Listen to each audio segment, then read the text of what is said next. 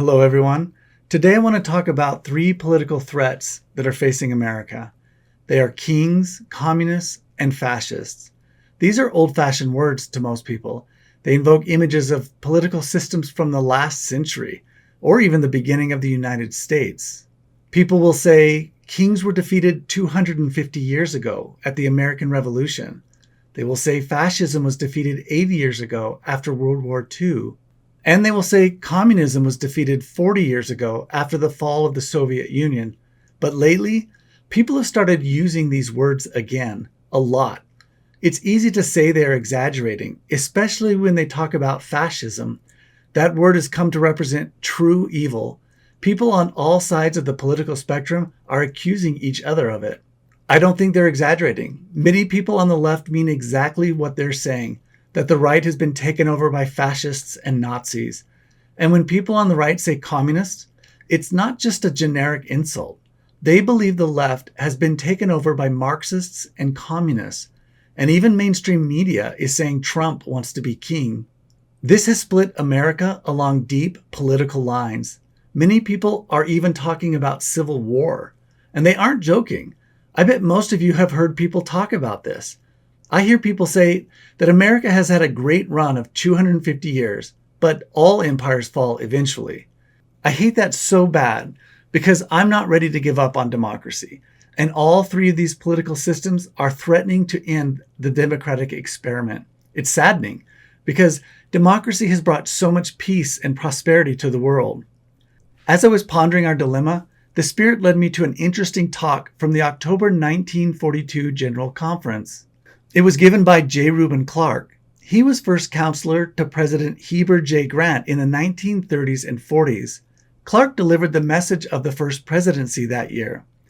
But that talk was 80 years ago. What could he possibly have to say to us today?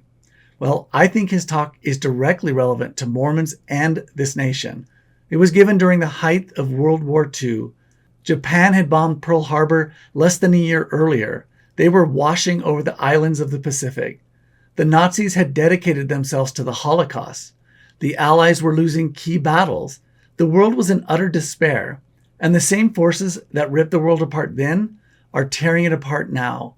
Here's what Reuban Clark said. "We condemn the outcome which wicked and designing men are now planning, namely, the worldwide establishment and perpetuation of some form of communism on the one side, or of some form of Nazism or fascism on the other. Each of these systems destroys liberty, wipes out free institutions, blots out free agency, stifles free press and free speech, crushes out freedom of religion and conscience. Free peoples cannot and do not survive under these systems. Free peoples the world over will view with horror the establishment of either communism or Nazism as a worldwide system. Each system is fostered by those who deny the right and the ability of the common people to govern themselves. We proclaim that the common people have both this right and this ability. Mormons, we are anti-king, anti-fascist, and anti-communist. All three of them will bring us into bondage. The Book of Mormon harshly condemns kings. They destroyed the Nephite, Lamanite, and Jaredite civilizations many times. Fascism is a danger because they glorify the strong and despise the weak. This is the exact opposite of Christ. The communists are dangerous because they want to force false utopias on nations. Their utopias always turn dystopian because they can only be achieved by force. I'm going to make other videos that will explore these systems of government, not from a historical perspective, but how they are showing up today. I think the right and left are accurately condemning each other. There are modern kingmen, communists, and fascists fighting for control of America. We are in grave danger, but I love our nation and what it's achieved, and I'm not ready to give up. I believe we can become a righteous people again and heal these wounds, and I'm going to do my best to make that happen.